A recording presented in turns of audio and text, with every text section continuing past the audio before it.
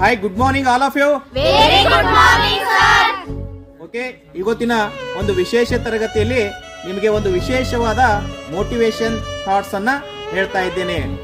ಪ್ರಯತ್ನಗಳಲ್ಲಿ ಸೋಲಾದರೆ ಪರವಾಗಿಲ್ಲ, ಆದರೆ ನಾವು ಪ್ರಯತ್ನವನ್ನು ಮಾಡದೇ ಇರುವುದು ನಮ್ಮ ಜೀವನದಲ್ಲಿ ಆಗುವಂತಹ ನಿಜವಾದ ಸೋಲು.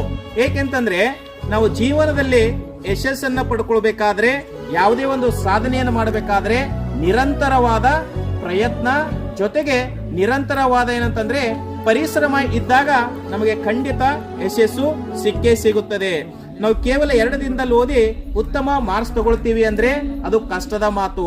ಸತತವಾದ ಪ್ರಯತ್ನ ಮಾಡಿದ್ರೆ ಖಂಡಿತವಾಗಿ ನಿಮಗೆ ಏನಂತಂದ್ರೆ ಉತ್ತಮವಾದ ಅಂಕಗಳು ಬರುತ್ತವೆ.